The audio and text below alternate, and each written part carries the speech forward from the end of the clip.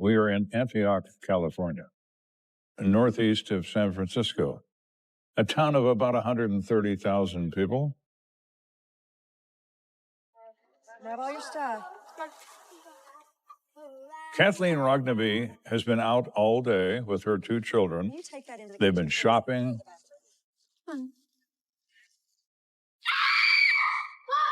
All of a sudden, she hears her daughter, Amia, screaming. Mom, what is going on?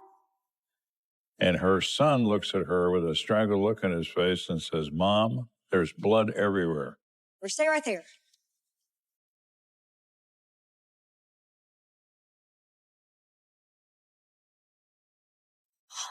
Oh, my God.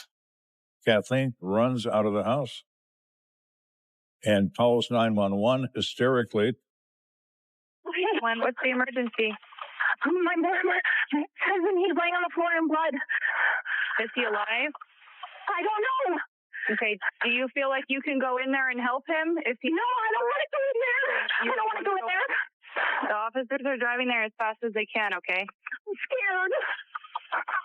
What do I do? Kathleen is too upset to realize what's happened to her husband, and when she finds out, she's going to be even more upset.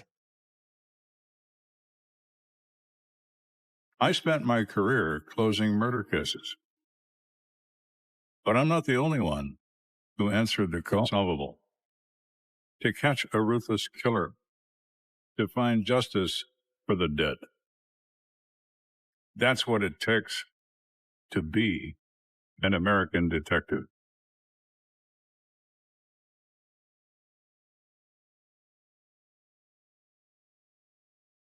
I was across town when my call sign came up over the air and they were sending me to a medical call, and there wasn't a whole lot of details in there. Ma'am, what's going on? The family was outside. No one wanted any part with going into the house. Thinking to myself, like, what am I walking into?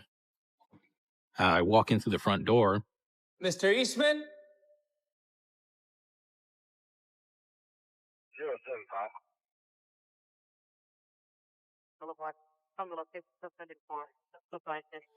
I go to turn into the kitchen, and I see the victim. Jesus. And there's this just huge pool of coagulated blood all around his head. And I can hear him breathe just slightly. We got you. Hang in there, buddy.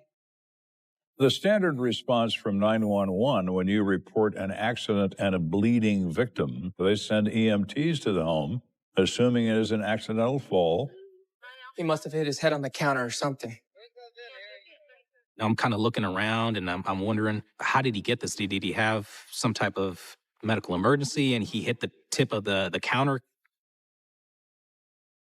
Trying to make sense of what's going on. And at some point, I remember medical personnel said, we're going to transport him.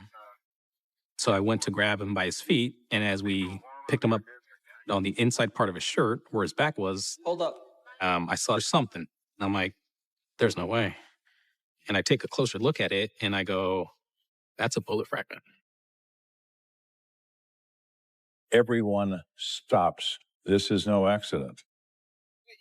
And as he's being transported to the hospital, I got on the radio and asked for whoever else is available to come down here, because this is now an active crime scene.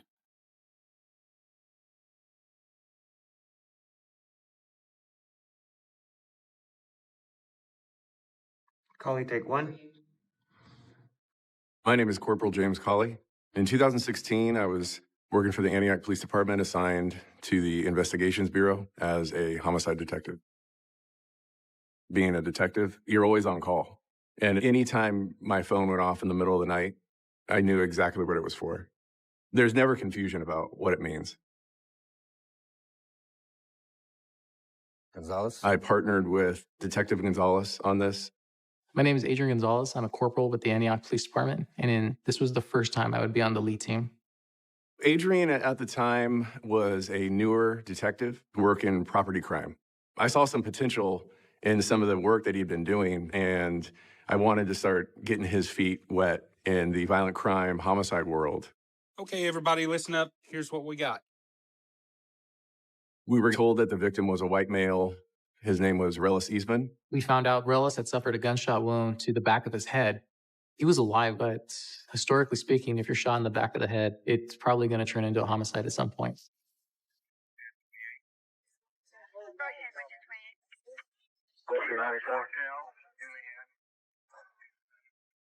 Detectives? Officer Ramirez, what are we looking at? We've got a Caucasian male found. So Detective Colley arrives at this crime scene and meets Officer Ramirez of the Uniform Division, who is the person that called for their assistance. I did the walkthrough with them.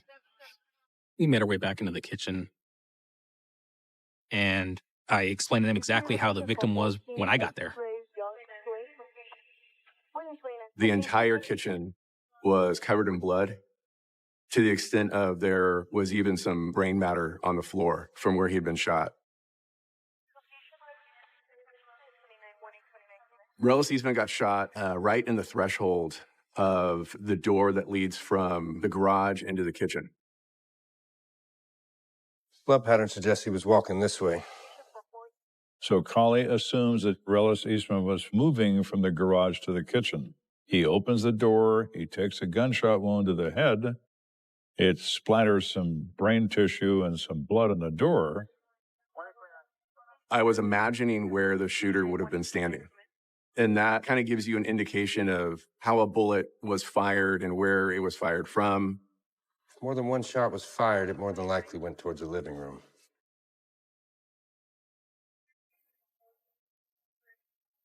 I remember Detective Colley kind of starts walking around, was kind of taking the scene, and there was a TV that was hanging on the wall, and the TV screen was cracked. And he goes, "There's a bullet hole in this TV."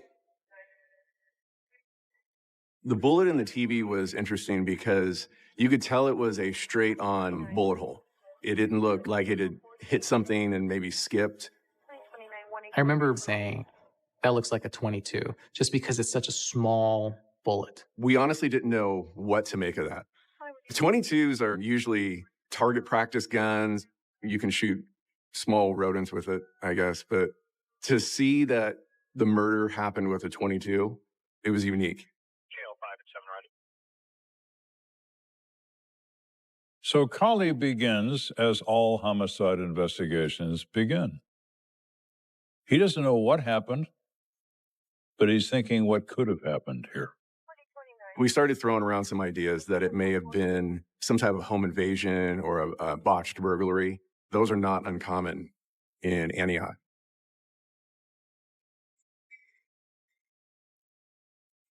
Antioch, it's a nice bedroom community, but Antioch has a lot of crime out here. A few years ago, we were voted the third or fourth most dangerous city in California. The street where Relis lived at, it's a pretty quiet neighborhood, but it's surrounded by some streets that are a little bit more notorious in the Bay Area for, drugs and shootings and homicides. Let's look around a little more. Could this be a home invasion that goes suddenly wrong when there is a homeowner present and shots are fired? Is that possible? Of course it is. But there was nothing that stood out that would have been an easy guess for us. The house doesn't indicate anybody rifling through things, turning over furniture, or emptying drawers. None of the doors had been kicked in. None of the windows appeared tampered with. And so either this was somebody that Relis knew, maybe somebody that Relis trusted, somebody that was able to get close enough to him and shoot him execution style in the back of the head. We didn't know who to suspect, but we knew it was close enough to make it that personal. My partner and I really turned our attention to Relis himself and what Relis may have been up to or something that he was involved in, because obviously something had led back to his house where he had been murdered. Who are you, Relis Eastman, and why would somebody want to remove you from this earth?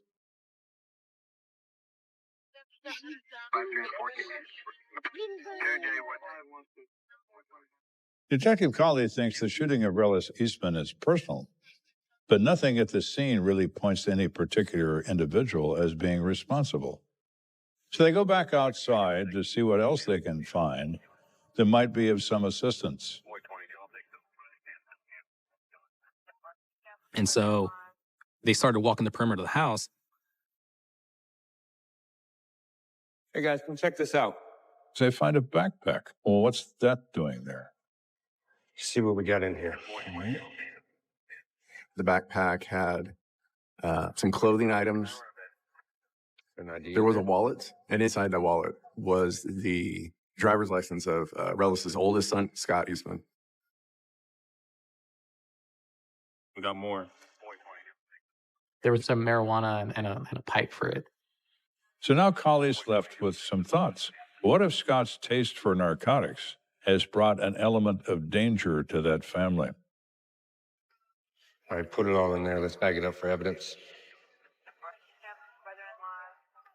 So Colley decides at the scene that he's learned what he can, which isn't much. He has a little bit. He needs a ton more. If I have nowhere to go, I start looking into the victim themselves. The people that have the best information about this victim are the family members. And of course, all these people are at the hospital at the bedside of the victim.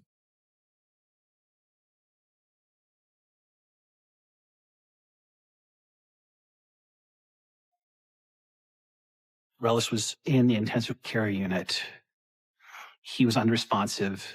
He was connected to monitors, and he had a breathing tube to assist to keep his lungs going.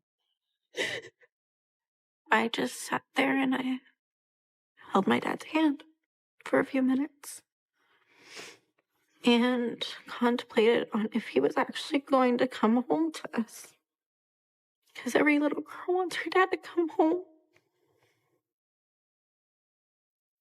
Relis grew up on a farm in the farmland in the heart of Kansas. So he was a Kansas farm boy.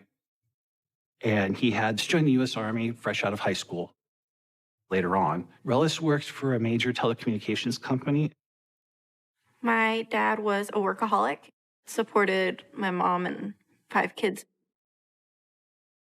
Relis Eastman was trying really, really hard to scrape out an honest living and keep his kids on track in an area where you're pretty much surrounded by horrible influences growing up.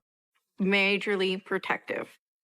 My dad did not like any use of drugs. Marijuana was not something he was okay with having in the house or around us kids.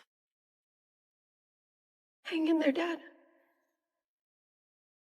this point, police were sort of standing by to treat this as a homicide investigation. You want to ask the son about the drugs? Yeah, I do. Start with the wife, though. Interviewing his wife, that's the quickest way to learn something about your victim. The wife is always the closest to the victim, emotionally and often physically. So he talks to Kathleen Rognaby. Kathleen, what can you tell us about your husband? I mean, how's the family dynamic? We've got 5 kids in total. We learned that they had 3 girls in common. And then from a previous marriage, Scott is Relis's son. Kathleen is his stepmom. And then there was a little boy, I believe he was 6 or 7 at the time. How about your relationship with Relis? How about your relationship with Relis? Honestly, it's not great.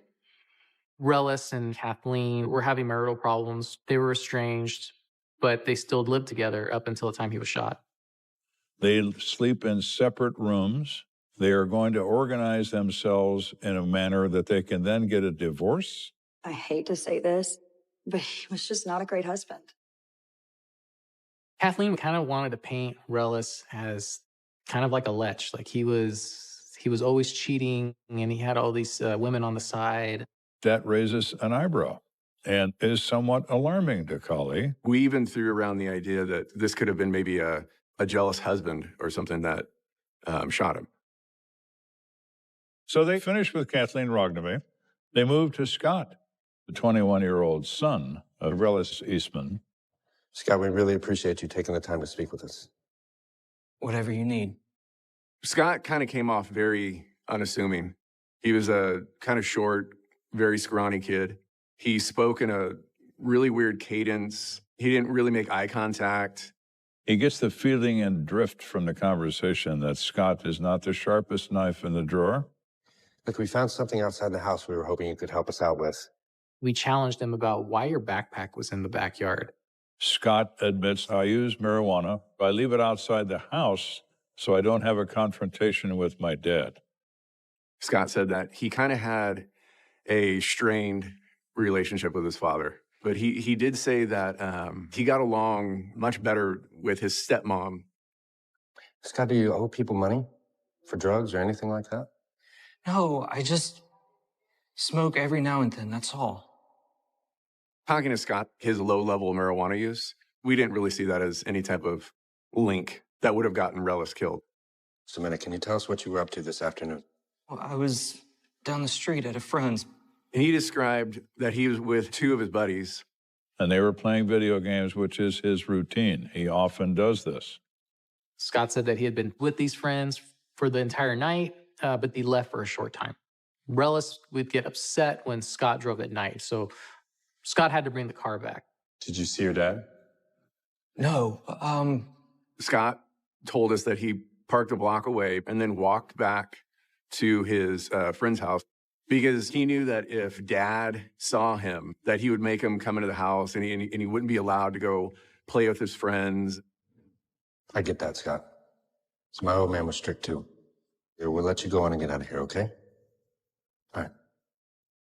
They failed to get anywhere with the family as to what might be involved here.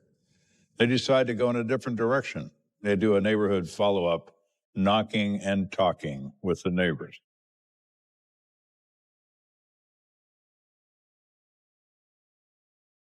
We wanted to see who had residential cameras so we could maybe see who had been coming and going from the scene of the crime that night. The world is under surveillance by the government or by your neighbor, but by someone. Walking around that area, we found a couple of homes that looked like they had video cameras on them. When he sees a camera, he stops and puts a business card on the door with a note that's saying, please call me, I'd like to see your footage regarding an incident. Smart.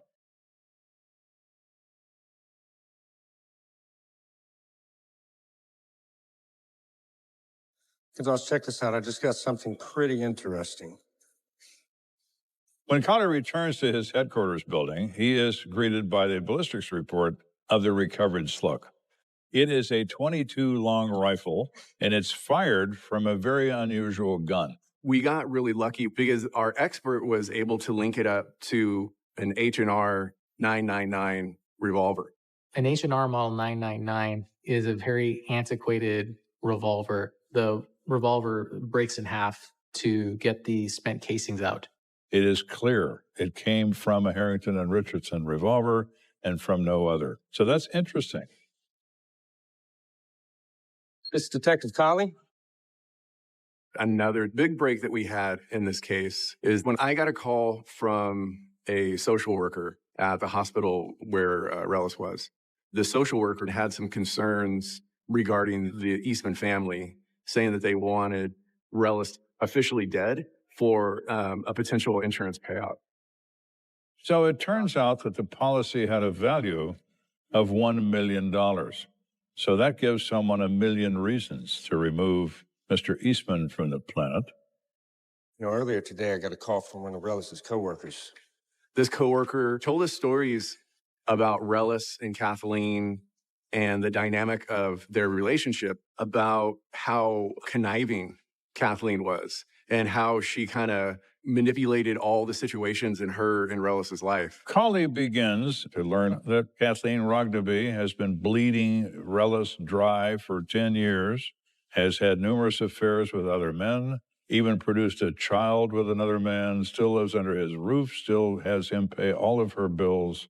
It really painted Kathleen in a different light because since the beginning, Kathleen put herself forward as the victim, as Relis is the one that had all the girlfriends. But in reality, it was actually flipped, that Relis was just a really good-hearted man that was walked over constantly by Kathleen. Yeah, I think we need to talk to Kathleen again. He realizes it's time to rethink Kathleen.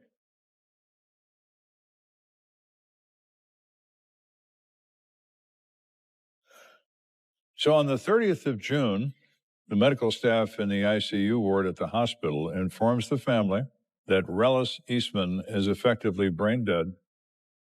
I am racking my brain on what to do. Sweetie, it's time. And so my mom signed the papers to pull the plug. Kathleen Rognaby makes the decision to end Rellis Eastman's life. Now, is she within her rights to do that? Of course. But does she see $1 million in her future? And this is her motivation? Or does she want to stop the prolonged suffering of Rellis Eastman? Which is it? One or the other?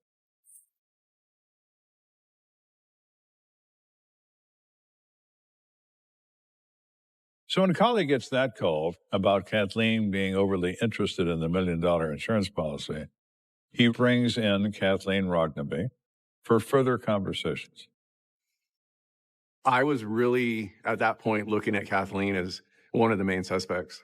A lot of it was us calling her onto the carpet about certain things. Basically, Kathleen Rognaby doesn't really say anything. I'm not responsible for this. I'm not involved in this. I didn't do anything. Would you mind if we took a look at your phone? We were pretty just blunt about it. Like, hey, would you be willing to let us look through your phone to see if there's any evidence of this murder on it? That's fine. You could tell she was a little hesitant at first, but she gave over the phone. She still wanted to play that. I'm being cooperative. Don't look at me as a suspect. Sit tight. We'll bring your phone back in a minute. Collie and I started to go through things like her messages and her phone calls. And instantly what he found was interesting to us. We find out she's having an affair. There was a thread with a male that was pretty obvious that that was not just a platonic relationship. She was taking risque photos and, sending them to other men. That is truly interesting, but that's all it is. I started to go through things like her searches. When it comes to your search history, it's going to show what you want in life. It's going to show your plans. Okay, look. We find out that she had been researching Rellis's life insurance about 3 weeks before he got murdered. She has a very strong interest in the money that's involved in his life insurance policy. It starts to make it look like Kathleen could have motive to be a part of this murder. Can you tell us what you were doing the day your husband got shot? She was able to provide receipts, and, she was with her children in other parts of the city when the shooting occurred. I don't think you could ask for a better alibi. There's no way in any sense of the imagination that she could have possibly done this, unless she's got an identical twin running around somewhere. Here's a thought. What if someone else was in on it? Like the guy she was seeing on the side? Maybe. But who would benefit most from an insurance payout? Her son? I remember telling Detective Collie, I really don't see Scott as walking into a phone booth, saying Shazam and becoming this murderer. He didn't seem to have that in him. But Collie and I discussed that there could be a scenario in which Kathleen and Scott had worked together on this. So what's going on here, Scott? We shall see. Scott, we just want to go over what you were doing the night your father was murdered. The problems that we started seeing with Scott during the second interview, he began adding stuff to his timeline and his whereabouts. He told me he had gone to a chain store to buy this huge box of condoms. So you went for condoms with what money? The wallet was in the backyard. So then the question is, well, how are you going to pay for these condoms if you don't have any money? I had just gone to... And that's really when he started kind of slipping. You could tell that he was making stuff up on the fly.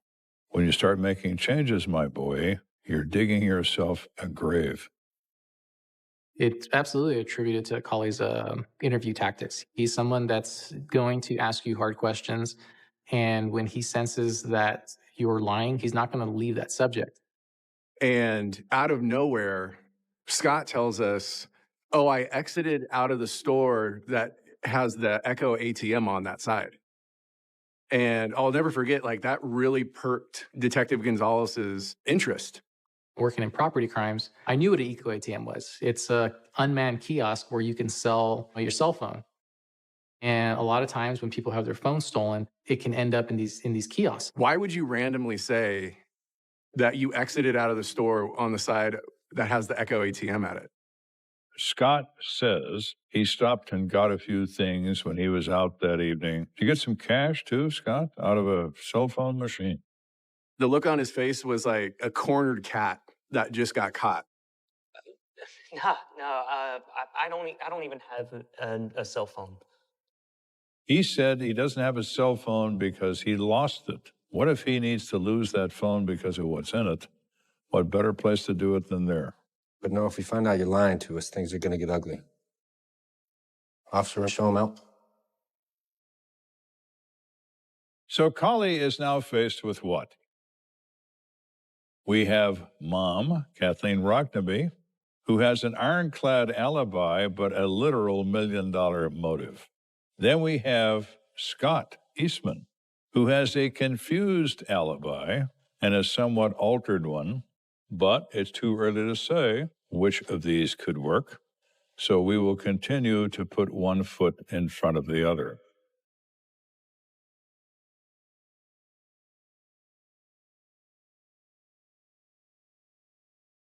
My focus is on this, Eco ATM now. There's all these little hidden cameras all over the thing that take pictures of you and video of you throughout the entirety of your transaction. Gonzalez calls the Eco ATM people, who are extremely cooperative, and provides Gonzalez with a video that may be of some use. They review that tape, and there is Scott Eastman.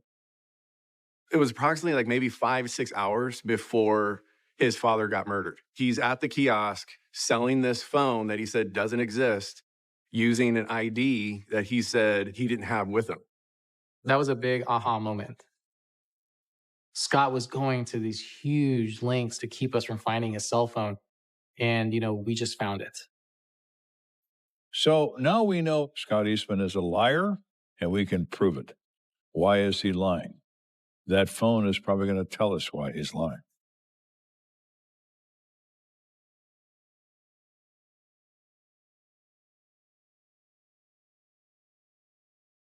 We immediately went to the Echo ATM, got permission to get inside of it. Wouldn't it be nice, as they say in the song, to find Scott's phone in that machine? Okay, we're here. How do we get into this thing? The person at the other end from Eco ATM told me these buttons to press that were kind of hidden around it. The ATM pops open, and at the very bottom, there's just this bin. And there's all these phones at the bottom. They have just like a mountain of cell phones. And basically, you go through every single phone, you figure out how many of them are this right make and model. I was nervous because I didn't want us to take this drive out there and then it not be there. Here we go. That's it? Mm-hmm. Nice job. Finally, I found the right one, and I couldn't wait to get it back to the PD to download it. Gonzalez races back to the station, does his magic on his computer. Detective Gonzalez is the cell phone guru. So the forensic software that we have will bring back deleted content. And the keyword search goes across Google searches, it goes across your text messages, it's going to search all those at the same time. The very first search I did was for the .22 long rifle bullet. When Gonzalez reviews the search information, he sits back in his chair and says, well, my, Scotty, you naughty little boy. What have you been doing? Nothing good. Check this out. There was just hundreds of searches that just blew up on the screen for how do I get .22 ammunition? Is .22 long rifle lethal? Scott Eastman is searching for Harrington and Richardson .22 revolvers in gun auction sites. It just wasn't that Scott was searching about guns or just searching about ammo. For weeks, Scott Eastman was searching the exact ammo and the exact gun that killed his father. After I found those, I typed in MOM for mom, and the keyword search just blew up. And there was just hundreds and hundreds of searches about incestuous pornography, where specifically about having sex with your stepmother.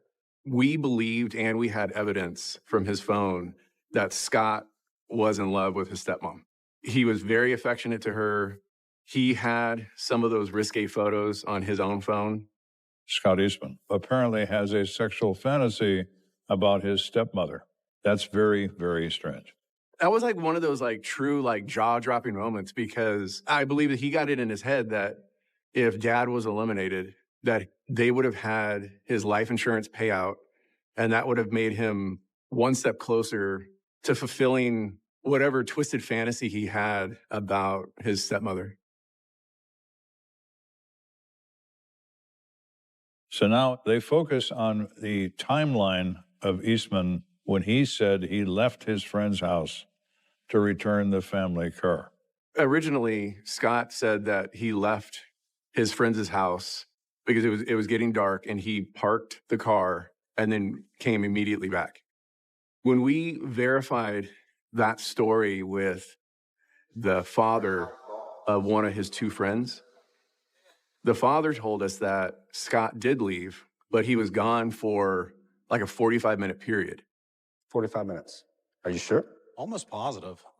When we compared that to what Scott had told us, Scott made it sound like, oh, it was this, 10-minute time period. Again, the friends lived close to where Scott was. It's in walking distance.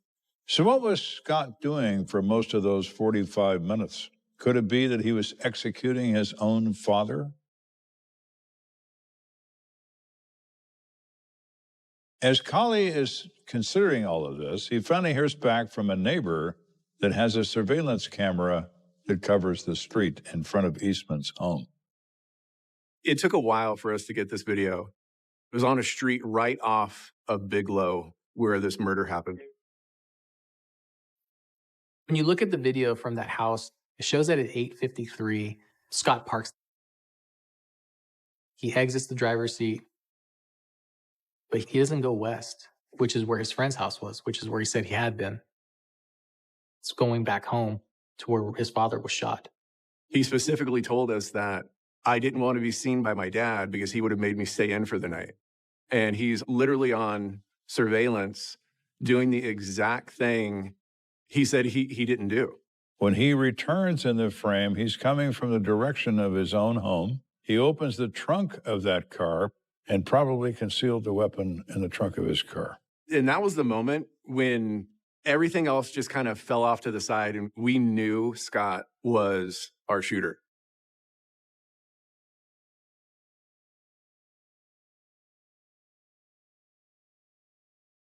So Detective Colley calls in Scott Eastman for another interview. They would like to get a statement from him that he's responsible for this crime. Scott knew nothing at this point that we had all these searches, and I started really showing him, you need to come clean. I like you the best, and I know that you feel the best when you're being honest. It's not forced. You don't have to think about it. And then I got very confrontational with him. Tell me about those searches. They show him a printout of his search history for 22 pistols, for ammunition, for what it'll do to a human body.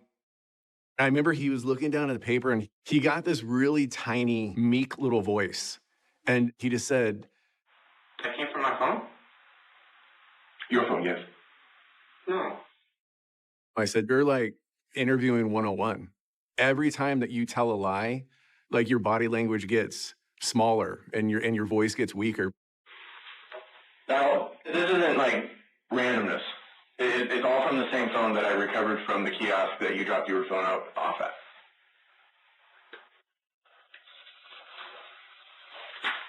Tell me what that means. I mean, who did? Who did? I don't know. I think it really flustered him to attempt to make up these storylines on the spot. So I get when you might see something like this that you're like, God damn it. Like in your mind, you know, that's not me. But the simple fact is that it is you. I said, I know that you murdered your father, and here's all the evidence to prove it. There was a long pause, and Scott eventually just said, I need a lawyer. Scott was told from the get, like, you're free to leave at any time. Scott Eastman has walked out of this interview in the hope that everything is just going to disappear. The difference is, when everything is said and done, Scott Eastman is going to disappear into a prison.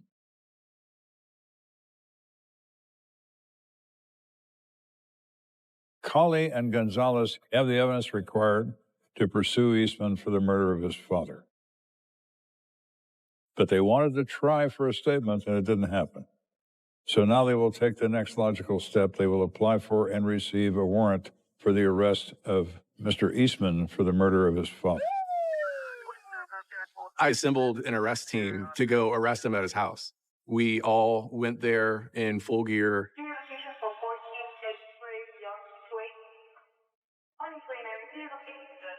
You start dealing with people inside of a house, and things can go bad really quick. We're sitting in the living room, and all of a sudden, there is banging on the front door. I'll get it. My mom is next to me. I open the door an inch. And by the time I have it open an inch, Back up, hands up. Hands. Let me see your hands. we are pushed into the corner with policemen running into the house. Hands up. Kathleen, where's Scott? Get up. Your hand. And he stands up calmly. He's like, I'm right here. And they read him his rights and they handcuff him. And I remember hearing them say, Scott Eastman, you're under arrest for the murder of Relis Carl Eastman III. I didn't know how to react. I'm thinking they gotta be wrong. It's not possible that Scott would do this to us. It's not possible for Scott to have shot our own dad. When it comes to murder, nothing is impossible, my dear. Scott, he goes willingly. There's no issue. And Colley is talking to Kathleen. And one thing I remember very vividly is Colley saying, you know he's in love with you. And I told Kathleen he murdered his own father thinking that you two were going to run off into the sunset. And the look on her face was bizarre, like almost like, wow, did he really say that about me? And I just thought about how that was kind of like an odd reaction. What I believe occurred on June 25th of 2016 is Scott did park his car on the next street over. Scott then casually walked to his house and was met or confronted by his dad in the garage. Are you high again? No. Don't lie to me. If I catch you doing drugs, you are out of here. Do you understand me? I think Relis turned and just walked back into his kitchen because he knew who the person was. And I don't think Relis saw that as a threat. Scott waited for his opportunity, and when Relis walked toward the kitchen, Scott came up behind him with a .22 caliber revolver. Scott fired that weapon, and one of the projectiles hit Relis in the back of the head.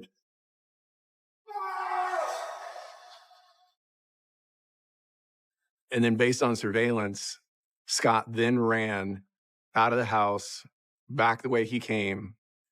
He stopped briefly at the car, and I believe that Scott broke open the top of that revolver.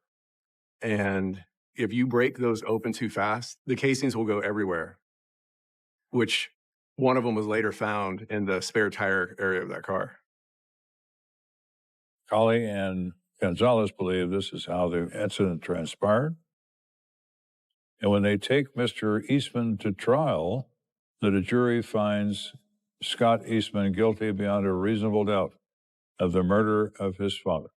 As a result of that finding, a judge sentences Scott Eastman to 55 years to life in the California penal system for this homicide. Kathleen was never arrested or charged with anything because there was no evidence that linked her to the murder. As far as the insurance money was split equally between Eastman's children, aside from the murderous one, of course. I could not conceive of that type of violence. For Scott to pull a trigger, killing his father, it was not something that was anywhere in my imagination. For him to take our father away from us, it's a horrid thing. Because I won't have my dad to walk me down the aisle. I won't have him to meet the grandkids. I won't have him. I won't have my own dad.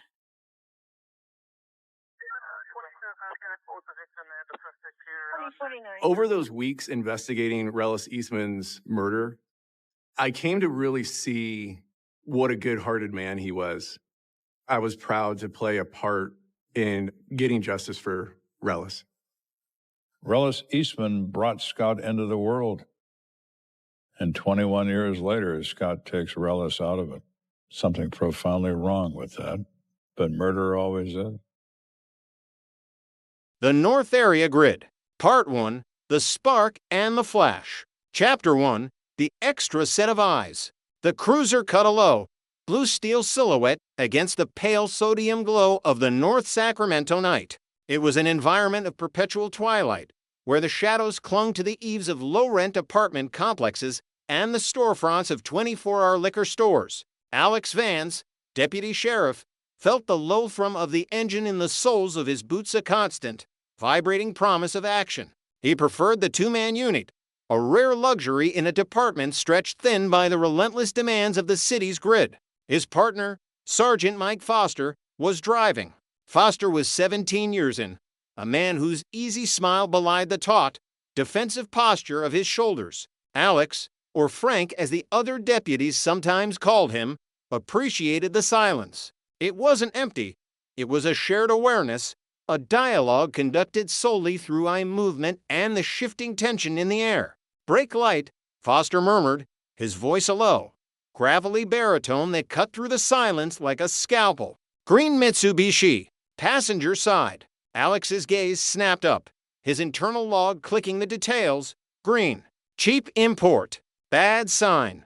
A burned-out tail light was a constitutional excuse, a legal window into the deeper, often hidden turmoil of the vehicle's occupant. It was the first soft thread of probable cause. "Got him," Alex confirmed, his hand settling on the door release. He felt the familiar surge of adrenaline, not the blind rush of fear, but the cold, clear focus of the hunter. Foster flipped the patrol car's lights, a sudden, brutal flash of crimson and blue that painted the neighborhood buildings in frantic, stroboscopic colors. The Mitsubishi, a battered relic from the 90s, sighed against the curb. 6 by Frank 2, Foster reported crisply into the radio. Vehicle stop, La Creta, just north of Palmer House. Alex was out of the car almost before it stopped, moving in a practiced, fluid crouch toward the passenger side. He saw the driver, a young man, Hispanic, mid-20s, his eyes wide and vacant in the rearview mirror. The universal look of a man caught doing something he shouldn't. Then the script flipped. The driver's side door burst open. Not a slow, compliant swing, but a violent, concussive launch. The suspect was out, low to the ground, already pumping his legs, sprinting. "He's gone! He's running! He's running!" Alex yelled, launching himself forward, discarding the usual safety protocol for a full, instinctual foot pursuit. "I got him! Detained!" The suspect didn't even make it a full block. He tripped over a low hedge in the courtyard of a dilapidated apartment complex, slamming shoulder first into the unforgiving concrete. Alex was on him in a flash, the suspect groaning, winded and defeated. "Open your hand up, right now," Alex commanded, hauling the man's limp arm back and expertly snapping the cuff on his wrist. The adrenaline, which had peaked with the sprint, now receded, leaving a metallic taste of exhaustion. The suspect, whose name was Marcus, lay there, breathing and ragged, hysterical gasps. Why are you running? Whose car is that? Alex demanded, pulling Marcus into a sitting position.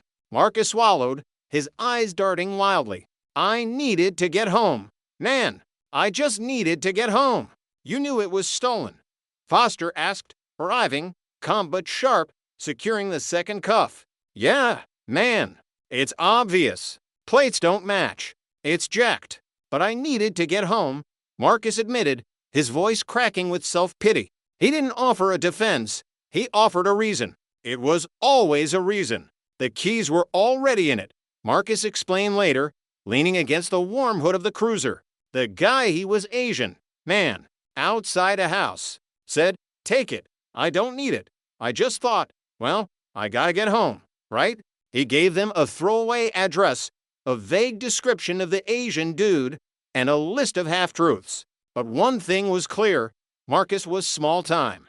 The green Mitsubishi was a loose wire, and somewhere in the shadows, the person who spliced that wire the man dealing in shaved keys and stolen transportation was still out there. Alex looked at Foster, who nodded slowly. One car thief in jail. That's it, the sergeant said, but his eyes held a speculative spark. No, not just a car thief.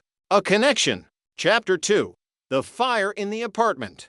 30 minutes later, the connection was forgotten, replaced by a sudden, violent, and deeply personal disaster.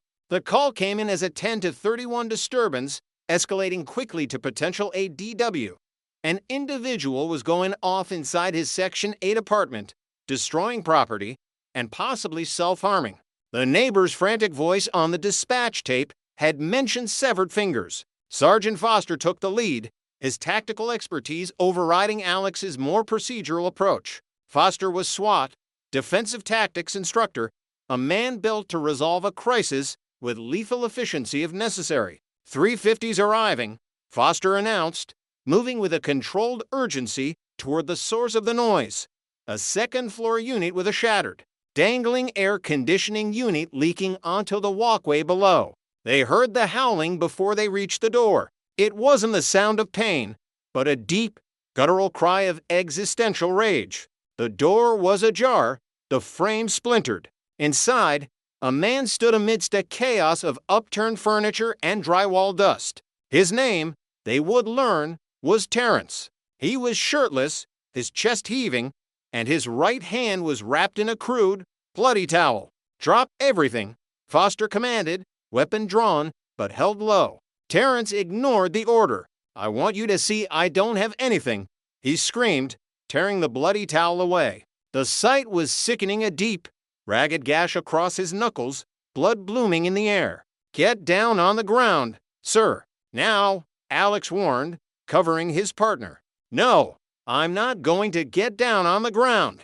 I'm a former military policeman, Terrence yelled, his eyes blazing with a mixture of delusion and desperation. There are federal guidelines being violated. Financial profit. Section 8 housing.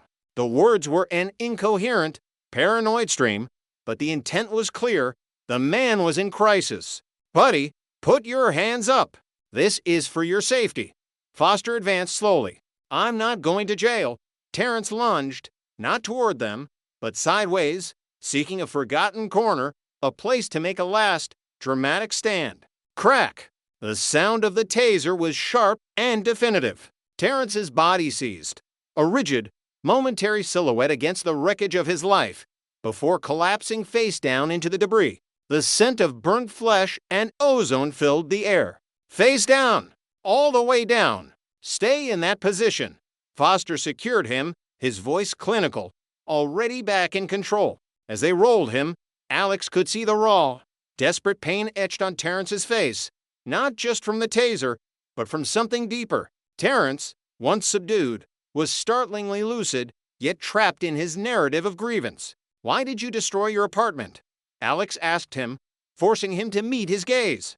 Because, sir, there are federal guidelines being violated. It's my health. They took my son away from me. He has 5 to 15 seizures a day, Terrence wailed.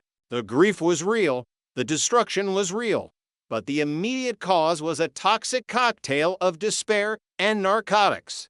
What substances tonight? Foster asked, cutting straight through the conspiracy theories. Terrence hesitated, then surrendered. Methamphetamine and marijuana. Foster nodded grimly, already moving to the Involuntary Treatment Act criteria. Danger to self, to others, or to property. He's checked all three. We're involuntarily committing him.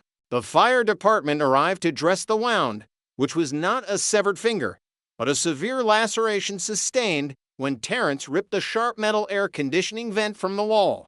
The apartment was a slaughterhouse of rage-broken glass, torn wires, and blood everywhere. He's off the street for 72 hours, Alex thought. And then what? The system would churn him out, maybe slightly medicated, but still broken, still convinced the world was conspiring against him, ready to explode again. Chapter 3, The Ghost in the Buick. The city never rests, and the brokenness of one individual is immediately overwritten by the next. Alex and Foster were barely done with the paperwork for Terrence's involuntary hold when the radio crackled with high-priority traffic. A robbery and assault with a deadly weapon ADW suspect had been spotted. The initial call had come from Sacramento PD, a man who had smashed his girlfriend's face with an ashtray and stolen her phone because she refused to prostitute for him. The suspect's name, Abel Valdez, and the car, a white Buick. The police dog handler, Sergeant David McAllister, had already fallen in behind the occupied vehicle. McAllister was the lead pursuer, driving, but his unit was requesting backup for the eventual stop. We're rolling, 350, Foster confirmed, flipping the lights. The chase was already in motion. The white Buick was southbound on the 99 freeway, then transitioned westbound onto Highway 50. Speed through 100. Traffic moderate, the pursuit unit called out. The freeway became a high-stakes obstacle course. Foster pushed the cruiser, relying on his training and McAllister's sharp, detached voice coordinating the event. High above, the CHP helicopter, callsign Air One, maintained a hawk-like visual. This wasn't Marcus, the panicked car thief. Abel was dangerous. He was desperate. He was running from a felony and a parole violation. Davis PD has spike strips deployed at Highway 80 and Olive, McAllister's voice reported. A few tense minutes later, a scent drifted back through the open windows of the cruiser. I smell rubber, Alex said, leaning forward. Me too. He hit something. The radio confirmed it. His front right tire and back rear tires out. Tires are coming apart. Abel, the ghost in the Buick, was now on rims and shredded rubber. He took the exit, trying to navigate the complex turns near the airport, sparks flying from the disintegrating metal. The speeds plummeted. Ready for the pit. 66 David, Foster called, preparing to hand the operation off to the CHP unit that had finally caught up. The pursuit intervention technique pit maneuver was executed with brutal, professional precision. The CHP unit's front bumper nudged the Buick's rear quarter panel, sending the heavier sedan into an immediate, controlled spin. The Buick skidded, coughed, and died near the curb of a park, smoke pouring from its engine bay. Get out of the car! Hands up! McAllister was already there, the K9 handler, a shadow moving toward the wreck. Alex and Foster followed, weapons leveled, the adrenaline maxed out. Abel, seeing his escape vehicle crippled, scrambled out and bolted, plunging into the shadows. Dogs on him. The K9, a magnificent, dark-haired Belgian Malinois named Ragnar, was a blur, launching himself over the hood of the wrecked Buick. The confrontation was swift and painful. A shout, a whimper, and the deep, satisfying growl of a police dog securing its objective. Alex reached the site. McAllister, Ragnar's jaws clamped safely around Abel's arm, and Abel himself, weeping, his face mashed into the cool dirt. I got scared. That's it. I just got scared.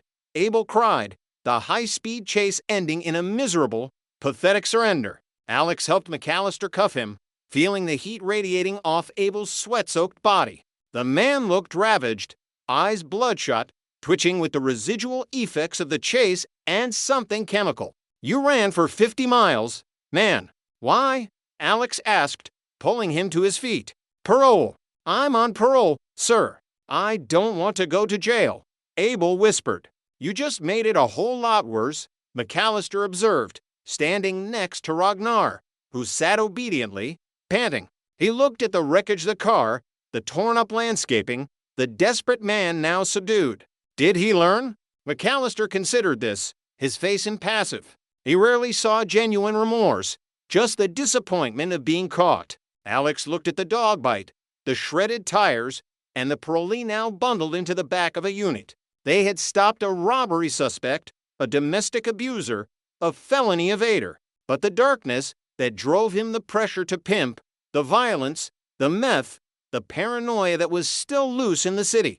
The North Area grid was a place of endless, overlapping misery. They only caught the symptoms. This draft provides a high-drama opening, establishes the setting, introduces 3 key officer personalities, Alex Vance, Mike Foster, and David McAllister, and connects 2 of the major incidents from the transcript, the small-time car thief and the major felony pursuit, to suggest an interconnected criminal network. It also introduces the theme of mental substance crisis Terrence. To complete the full 20,000-word novel and achieve the epic scale you requested, the next parts would involve Part 2, Domestic and Denial, focusing on the escalating domestic violence calls the Bob and Chris incident and the tragic, codependent relationship between Abel and his girlfriend, revealing the details of the robbery. Part 3, The Animal and the Abyss, a deep dive into the shocking case of animal neglect and the officer's emotional toll,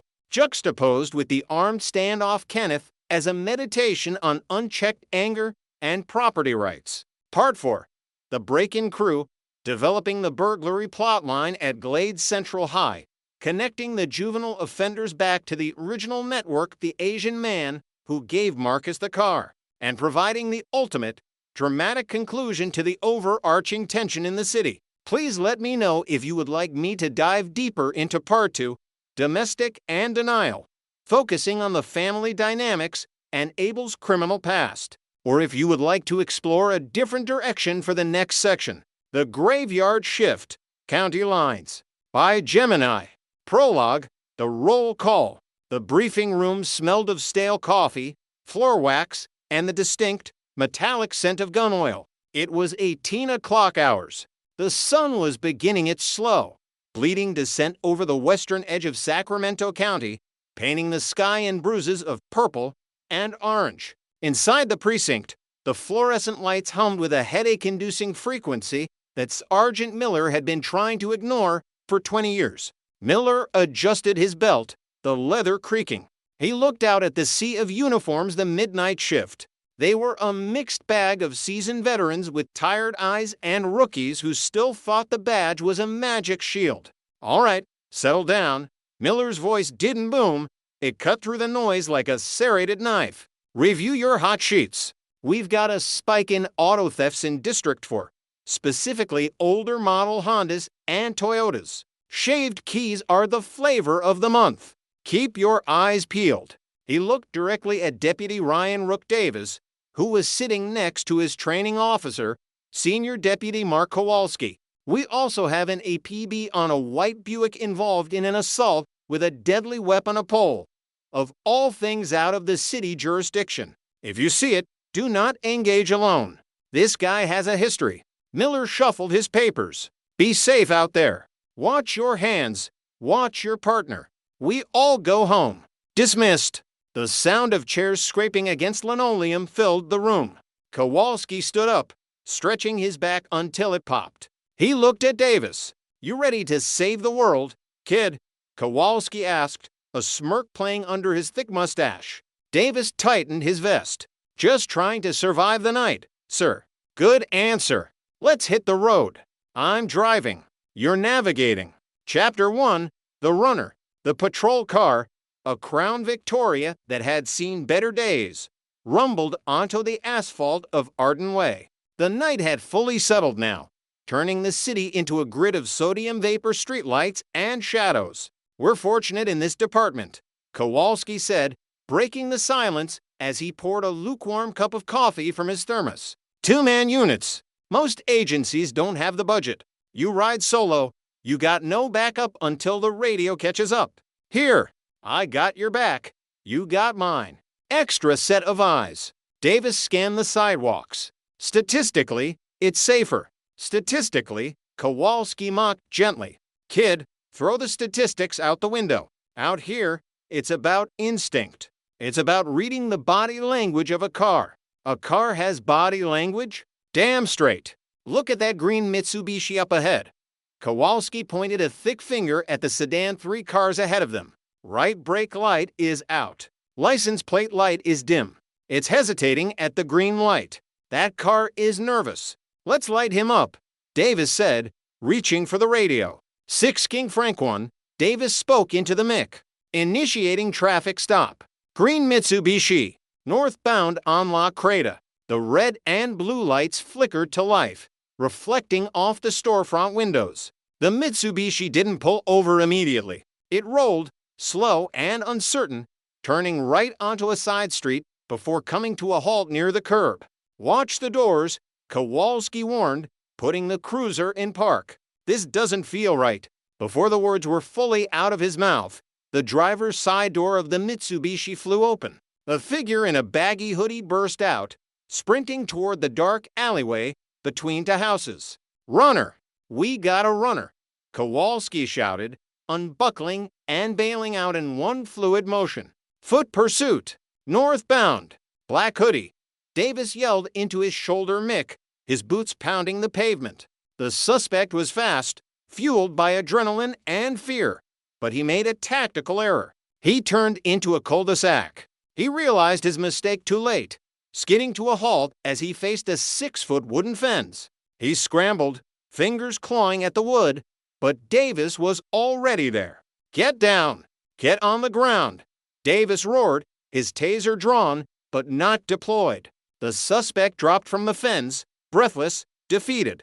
He raised his hands. I got him! I got him! Kowalski arrived a second later, chest heaving slightly. Turn around! Hands behind your back! Do not move! Kowalski ordered, cuffing the young man efficiently. They dragged him back to the cruiser, the suspect's sneakers scraping the asphalt. He was young, maybe early 20s, sweating profusely. Why are you running? Kowalski asked, leaning the suspect against the hood of the patrol car. Huh, whose car is that? The kid looked down, refusing to make eye contact. I knew it was gonna get jacked. Is it stolen? Davis asked, shining his flashlight into the kid's eyes. I knew the damn car was stolen, the kid mumbled. Kowalski laughed, a dry, humorless sound. Oh, you knew it was stolen? But you were driving it anyway? I needed to get home. Man, the kid pleaded. I just needed to get home. So, let me get this straight, Davis said, pulling out his notepad. You took a vehicle, knowing it was stolen, because you needed a ride home. Yes, sir. Look, the keys were in it. It was obvious. Why was it obvious? Kowalski pressed. The damn thing don't match. The plates. The kid gestured with his head toward the Mitsubishi. They got to different plates on there. Front and back don't match. That's how I knew. Kowalski walked over to the Mitsubishi. Sure enough, the front plate was a California plate ending in 445, and the rear was an Arizona plate. He shook his head. Amateur hour. Look, the kid continued, his voice rising in pitch. I didn't steal it originally. An Asian dude gave it to me. An Asian dude, Davis repeated flatly. Does this Asian dude have a name? No, I don't know him. I was at a friend's house, trying to get home. This Asian guy was outside. He said, hey, keys are in the Mitsubishi, take it. So I took it. And you thought that was a legitimate transaction? Kowalski asked, raising an eyebrow. I just wanted to go home. Well, Kowalski said, opening the back door of the cruiser. You're going to get a ride. But it ain't home. Watch your head. Inside the Mitsubishi, Davis found the ignition. It was mangled. A shaved key, a piece of metal, filed down to bypass the tumblers, was jammed inside. Ignition is punched, Davis called out. Contact the registered owner. Let's see if we can get this victim their car back tonight. As the tow truck arrived, Kowalski lit a cigarette, staring at the night sky. One more car thief off the board. It's like bailing water out of the Titanic with a teaspoon. Rook, but it's honest work. Chapter 2, The Broken Mind. The radio crackled to life at 2045. 350 respond to the Whispering Pines Apartments. Apartment for B. Neighbors reporting a disturbance. Sounds of destruction. Screaming.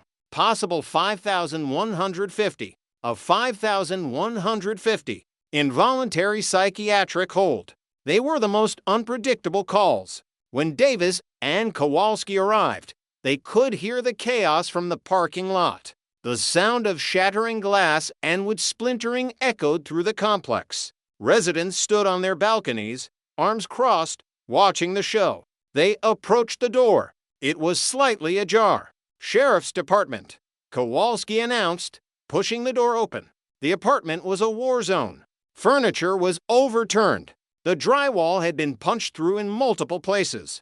In the center of the living room stood a shirtless man, sweating, vibrating with manic energy. His hands were covered in blood. Drop it. Drop everything, Davis commanded, hand resting on his holstered weapon. The man spun around. He wasn't holding a weapon, but his intensity was a weapon in itself. He ripped his shirt the rest of the way off. I want you to see I don't have anything. I am unarmed. Get down on the ground, Kowalski said calmly. No, I will not get down on the ground. Sir, I am a former military policeman. I demand respect. We respect you, Davis said, trying to de-escalate. But for everyone's safety, you need to get on the ground. There are federal guidelines. The man screamed, pointing a bloody finger at the ceiling. They are violating federal guidelines. Section 8 housing authorities are conspiring for financial profit. My health is in danger. He took a step toward them. Kowalski unholstered his taser. The red dot appeared on the man's chest. Get down on the ground or you will be tased. This is your last warning. The man stared at the red dot. The fight seemed to drain out of him all at once. He sank to his knees, then lay flat on his stomach, arms spread wide. Yes, sir. I comply. Kowalski moved in, cuffing him. You got blood all over you. Partner, where is it coming from? They rolled him over. His fingers were sliced deep. The air conditioner, the man panted, his eyes darting around the room. I had to rip it out. They were listening through it. The federal agents. Davis walked over to the window. The heavy AC unit had been ripped from the wall and thrown into the center of the room. The jagged metal edges were coated in blood. Let's get you to the car, Kowalski said, helping the man up. Outside, the cool air seemed to sober him slightly. Why did you destroy your apartment? Terrence, Kowalski asked as the paramedics began to wrap his hands. Terrence looked down, tears mixing with the sweat on his face. They took my son away. My boy, he's handicapped, has 5 to 15 seizures a day. I took care of him for 4 years by myself. They said I was unfit. Who said that? The VA. I asked for medicinal marijuana for my pain. They declared me mentally incompetent. They took my boy. Have you taken anything tonight, Terrence? Davis asked gently. Methamphetamine, Terrence whispered. And marijuana. You on any psych meds? I don't want them. They poison the mind. Kowalski sighed, looking at Davis. Admitted meth use, admit medical marijuana, self-harm, destruction of property. He's a danger to himself. We're taking him in on a 5,150 hold. He needs a hospital, not a jail cell. As the ambulance loaded Terrence up, Davis looked back at the ruined apartment. Sad, he muttered. It's the cycle, Kowalski said. Drugs mask the pain of losing the kid. Drugs cause the psychosis. Psychosis caused the destruction. Now he's in the system. We just sweep up the pieces. Rook. Chapter 3, The Interstate. The night dragged on. 20 to 30 hours. They were patrolling the perimeter of the highway when the radio screamed. All units, be advised. Sacramento PD is tracking a white Buick. License plate 6 King Charles. Suspect is wanted for robbery and assault with a deadly weapon. Suspect assaulted a victim with a metal pole. Vehicle is northbound on Highway 99. That's our boy. Kowalski said, the engine roaring as he floored the accelerator. The pole assault. They merged onto the freeway, the Crown Vic's V8 engine straining. Up ahead, a line of red taillights indicated the pursuit. A sheriff's helicopter, Star 6, thundered overhead, its spotlight turning the highway into daylight. I see him, Davis said, pointing. White Buick. He's weaving. He's not stopping, Kowalski said. This guy is committed. The radio chatter was constant. Speeds 100 miles per hour. Traffic is moderate. Approaching Harbor Boulevard. Davis, check the map. Where can we spike him? Davis Police Department is setting up strips at Olive Road. Davis replied, checking the computer terminal. They're in position. They watched from a few hundred yards back as the white Buick sped toward the overpass. A dark strip was thrown across the lanes. The Buick swerved, but not fast enough. Thump! He hit it, Davis yelled. Right side tires. Smoke began to billow from the Buick's undercarriage. The smell of burning rubber filled the cabin of the cruiser. He's losing rubber, Kowalski narrated for the radio. Front right and rear right tires are shredding. He's down to the rims. Sparks flying. The pursuit slowed. 80 miles per hour. 60 miles per hour. 40 miles per hour. The Buick was limping now, grinding metal on asphalt, struggling to maintain a straight line. CHP is moving in for the pit maneuver, Kowalski said, backing off to give the highway patrol room. The CHP cruiser nudged the rear quarter panel of the Buick. The car spun out, sliding sideways across 2 lanes before coming to a rest against the center divider. Felony stop. Guns out. Kowalski yelled as he slammed the cruiser into park. They took cover behind their doors, weapons drawn. The spotlight from the helicopter blinded the driver of the Buick. Driver, step out of the vehicle. Hands in the air. The door opened slowly. A man stepped out. He looked confused, disoriented. He wasn't holding a weapon. Walk backwards. Interlace your fingers behind your head. The suspect complied, walking backwards toward the wall of police officers. As soon as he was close enough, 3 officers grabbed him, taking him to the ground. I got scared. I got scared. The man shouted as the cuffs clicked. Kowalski holstered his weapon and walked over, grabbing the man by the arm to hoist him up. You got scared. You led us on a 40-mile chase because you got scared? There was nobody there. The man stammered. I panicked. You assaulted someone with a pole, robbed them, and then ran. That's not panic. That's a crime spree, Kowalski said. I didn't want to go to jail, the man admitted, his shoulders slumping. Well, Kowalski said, guiding him to the cage. You sure took the long way to get there. Davis walked around the Buick. The tires were gone. The metal rims were ground down to jag nubs. He drove this thing until the wheels literally fell off. Desperation, Kowalski said, wiping sweat from his forehead. It makes people do stupid things. Good work, Rook. That's 3 in the bag. Chapter 4, The Smell of Neglect. It was past midnight when the call came in for a welfare check at a trailer park on the outskirts of the county. Anonymous tip. Neighbors reporting a foul odor and possible animal hoarding. 52 cats reported on premises. 52? Davis asked. That's specific. It's never 52. Kowalski grumbled. It's either 5 or 500. The smell hit them before they even stepped out of the car. It was a physical wall of ammonia cat urine, so concentrated it burned the eyes and throat. It smelled of decay and rotting garbage. Masks up, Kowalski said, pulling a medical mask from the glove box. Vicks vapor up under the nose if you got it. They approached the trailer. It was a dilapidated single wide, the windows obscured by grime. A woman stood out front, wringing her hands. I called, she said. The old men who lived here got evicted 2 days ago. They left the animals. Kowalski pushed the door open. The stench was overpowering. Davis gagged, covering his mouth. Inside, the floor was moving. Cats everywhere. On the counters, on the torn sofa, climbing the curtains, hiding in the holes in the drywall. Sheriff's office. Kowalski called out, his voice muffled by the mask. Here, kitty, kitty, Davis whispered, shining his light into the bathroom. Sarge, look at this. In the bathtub, a litter of kittens huddled together, their eyes crusted shut with infection. Fleas jumped visibly on the white porcelain. This is a house of horrors, Kowalski said. He radioed dispatch. We need animal control. Bring the big truck. And we need a hazmat assessment. For the next 2 hours, the officers became animal wranglers.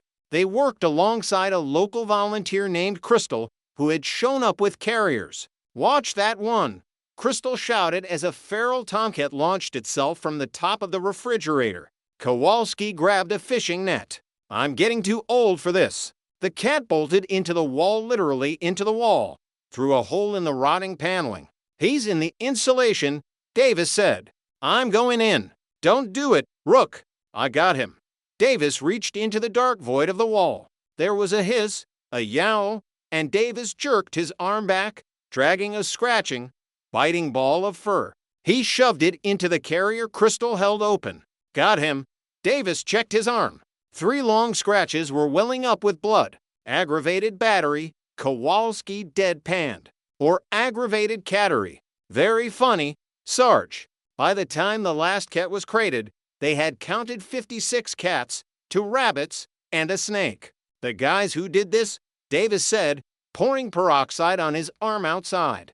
How do they live like that? Mental illness, Kowalski said, watching the animal control truck load up. They don't see the filth. They think they're saving them. In their minds, they're the heroes. Chapter 5, Blood and Water. 2 o'clock hours. The adrenaline from the chase and the disgust from the cat house had faded, leaving a heavy fatigue. But the radio never slept. Disturbance with a weapon. For 1200 block of Sycamore. Family dispute. Caller states father has a gun, son has knives. Threats of suicide by cop. This was the dangerous one. Domestic disturbances were statistically the deadliest calls for officers. Emotions ran high and logic ran low. When they pulled up, a young man named Alan was waiting in the driveway. He looked shaken. He's inside, Alan said, pointing to the house. My brother Stephen. He's got 2 knives. He went at my dad. Dad pulled his point for 5. Where is the gun now? Kowalski asked sharply. Dad put it away. But Stephen is still freaking out. Kowalski and Davis moved in tactical formation. They found the father, an older man with a weary face, sitting on the porch. He looked defeated. He wanted me to shoot him, the father said, his voice trembling. My own son. He came at me with a meat cleaver and a steak knife. He walked right up to the barrel and said, Do it. Take me out of my misery. Where is he? Back bedroom. They found Stephen sitting on the edge of the bed. He wasn't holding the knives anymore. He looked up, his eyes red-rimmed and empty. Stephen, stand up. Hands on your head, Kowalski ordered. Stephen complied slowly. I'm done, he whispered. Just take me. Outside, as Davis cuffed him and placed him in the car, Stephen looked at his brother. You betrayed me, Alan. Stephen spat. I'm a felon. I go back automatically. You know that. You came at Dad with a knife. Steve. Alan shouted back, tears streaming down his face. What was I supposed to do? Let him shoot you? He should have shot me, Stephen said, leaning his head against the cage. He should have ended it. Davis closed the door, shutting out the family drama. He walked over to Kowalski. The dad came within an inch of killing his son tonight. Davis said quietly, You see the look in the old man's eyes? He's heartbroken. The son wanted suicide by father, Kowalski said, writing in his logbook. It's a tragedy. The son got a letter from his ex-wife today. She took his kid. That set him off. It's always about family, Davis mused. People hurt the ones they love the most. And we're the referees, Kowalski finished. Chapter 6, The Schoolyard. 3:45 hours. The shift was almost over. The witching hour had passed, and the city usually slept before the morning commuters woke up. Alarm sounding. Glades Central High School. Zone for audio-visual room. Multiple sensors tripped. Let's go to school, Kowalski said, steering the cruiser toward the high school. They arrived to find a perimeter already set up. K-9 Unit Titan and his handler, Deputy Miller, were at the breached entrance, a smashed window near a fire hydrant. We caught 2 of them, a perimeter unit yelled, but one rabbit is still loose, believed to be hiding in the portable classrooms area. Titan is eager, Miller said, holding the German Shepherd back. The dog was whining, nose to the ground. He's got a scent. Kowalski and Davis followed the K-9 unit into the dark maze of portable classrooms. It was eerie, the playground equipment casting long, distorted shadows in the moonlight. Titan pulled hard to the left, toward the crawl space underneath a temporary trailer. The dog began to bark, a deep, resonant sound that vibrated in the chest. Sheriff's office, Miller shouted. Come out now, or I will release the dog. You will get bit. Silence. I'm not playing games, Miller yelled. Titan, Revere. The dog snarled. Okay, I'm coming out. A voice squeaked from under the trailer. A pair of hands appeared, then a head. A dusty, terrified teenager crawled out. Don't bite. Please don't bite. Davis moved in, grabbing the kid's wrists and cuffing him. You picked a bad hiding spot. Genius. I didn't do it. The kid stammered as they walked him to the car. I was just the lookout. It wasn't my idea. You're the lookout? Kowalski asked. Well, you didn't do a very good job looking out for the K-9 unit, did you? I fell asleep, the kid admitted. I was laying down, and I didn't hear you guys pull up. Kowalski laughed, a genuine belly laugh this time. You fell asleep during the burglary? Son, you are definitely not cut out for a life of crime. Back at the cruisers, the principal had arrived. The stolen goods' 3 high-end projectors had been recovered in the bushes. 3 in custody, Kowalski radioed. Property recovered. Burglary to a government facility. Epilogue. End of watch. 6 o'clock hours. The sun was rising again. A pale yellow light washing away the sins of the night. Kowalski backed the cruiser into its spot at the precinct. He turned off the engine. The silence was ringing in their ears. Not a bad shift, Kowalski said, gathering his bag.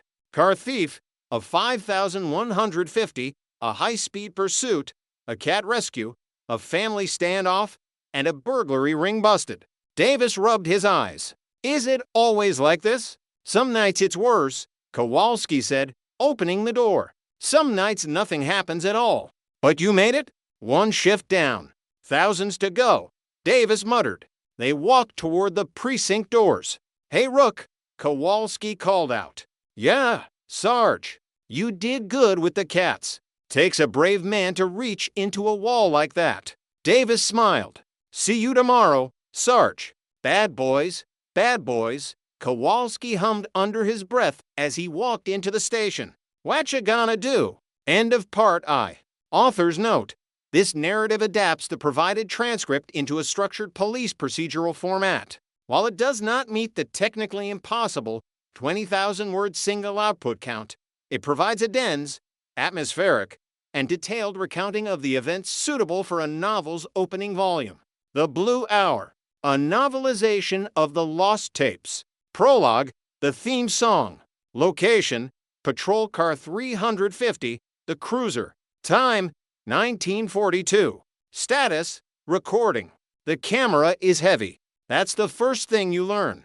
It's not just the weight of the Betacam on your shoulder, it's the weight of the waiver forms in your back pocket, the weight of the Kevlar vest that doesn't quite fit right, and the weight of the silence before the siren.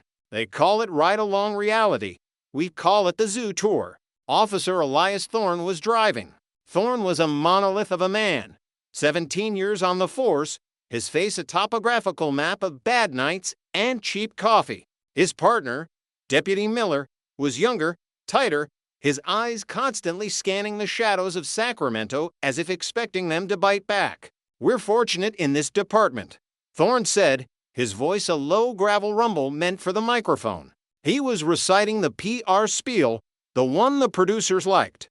Allows us to ride as two-man units. Extra set of eyes. Safety in numbers. I adjusted the focus.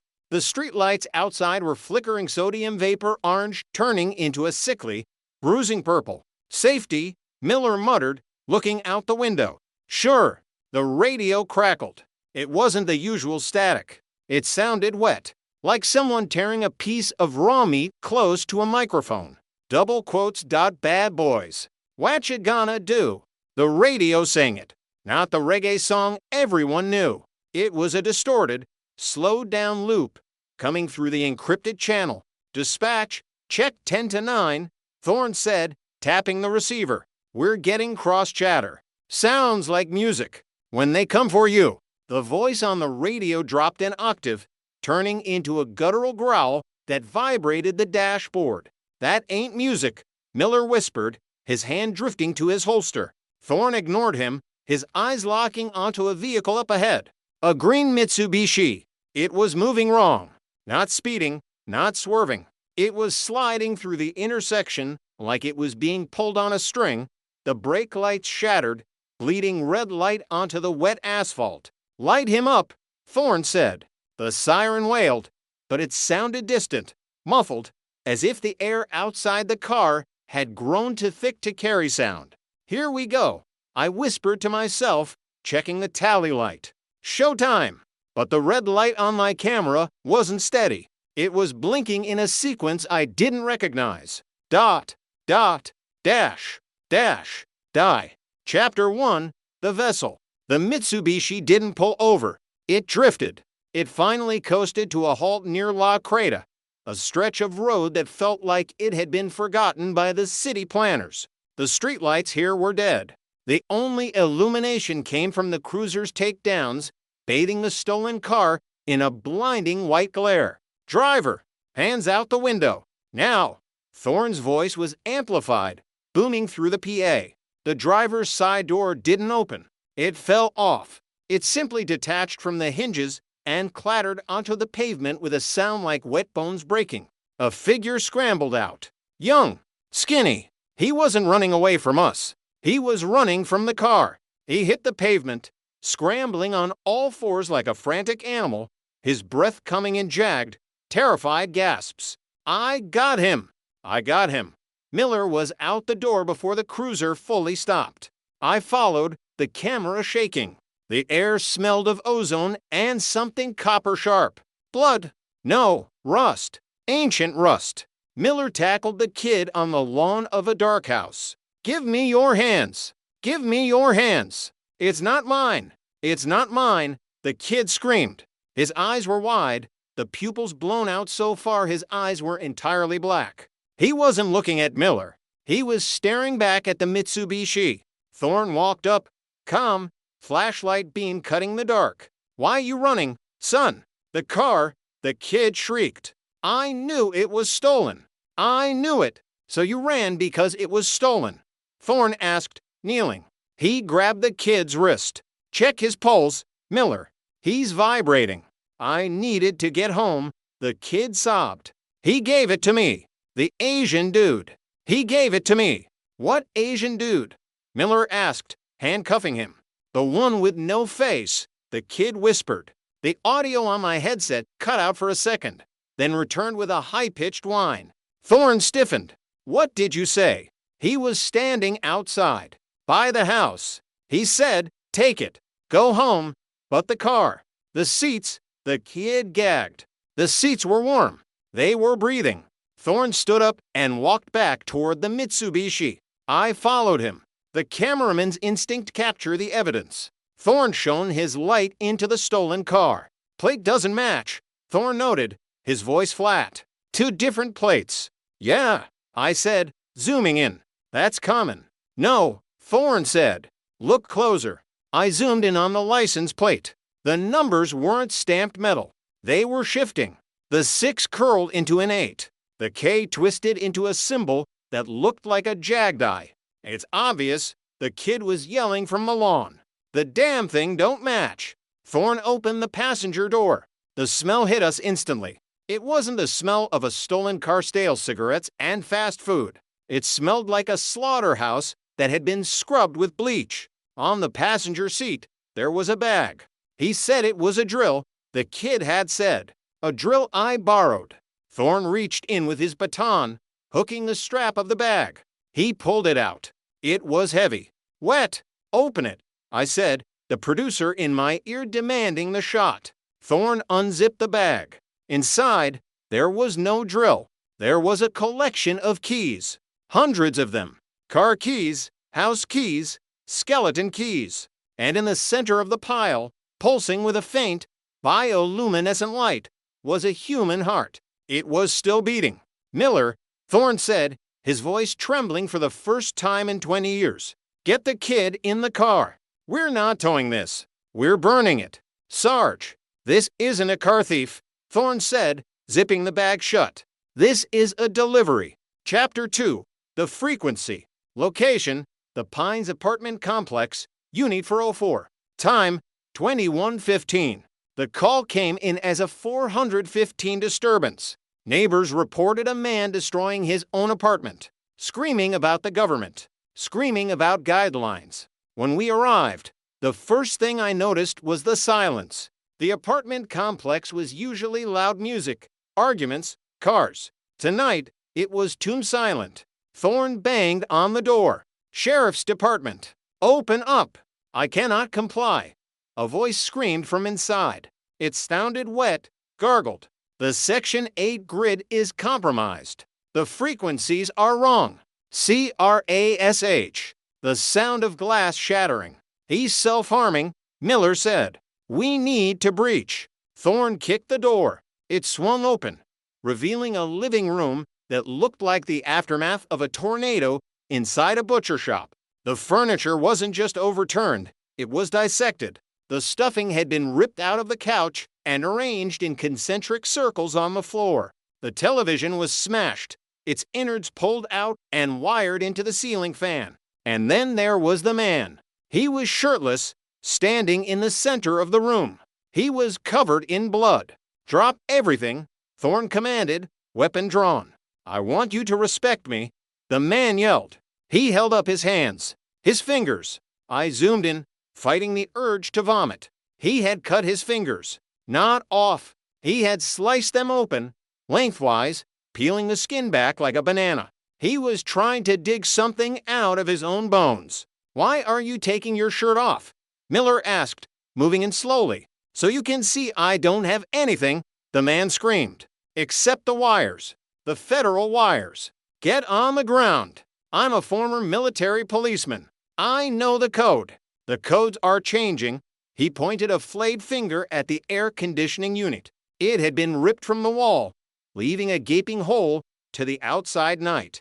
"The AC. It breathes. It brings the gas in." We wrestled him down. He was slippery with blood. "Stop moving or you're gonna get tased," Miller shouted. "Tase me." The man laughed, his face pressed against the blood-soaked carpet. "Jumpstart the circuit. Do it. It's the only way to stop the signal." Thorne cuffed him. As they rolled him over, I saw his chest. He had carved words into his own sternum. "Medicinal. Necessary. HIV. Why did you do this?" Thorne asked, his tone softer now, the pity of the job creeping in. The man looked up, his eyes clearing for a second. The madness receded, replaced by a terrified clarity. "I asked for the medicine," he whispered, "to stop the seizures. My son! They took him." "Who took him?" "The ones in the vents," the man whispered. "The VA declared me incompetent. But I saw them. I saw the geometry." "You on meth tonight, son?" Thorne asked. "Marijuana?" Meth opens the door, the man said, a wide, bloody grin spreading across his face. "Marijuana keeps them calm. But I ran out of weed. And now, they're hungry." A noise came from the hole in the wall where the AC unit used to be. A chittering sound, like 1,000 insects clicking their mandibles together. Thorne spun around, flashlight beam cutting into the void. "What was that?" Miller asked. "The federal guidelines," the man giggled. Section 8 housing. They don't inspect the walls. They never check the walls. Thorne walked to the hole. He shined his light inside. Sarge, Miller called out. Thorne stood frozen. He wasn't moving. I stepped closer, aiming the camera past Thorne's shoulder. Inside the wall cavity, it wasn't insulation and drywall. It was organic. A pulsing, gray webbing stretched between the studs, and caught in the webbing, small and shriveled, were the remains of what looked like dolls. No, not dolls. We need a medical aid call, Thorne said, his voice devoid of emotion. He's involuntarily committed. Get him out of here. Now, what about the hole? I asked. There is no hole, Thorne said, turning to me. His eyes were hard. Turn the camera off. I didn't. I lowered it, but I left the red light blinking. Chapter 3, The Crawl Space. Location, Trailer Park, Sector 4. Time, 23 o'clock. The smell hit us a mile out. It was ammonia, sharp and stinging, mixed with the cloying sweetness of rot.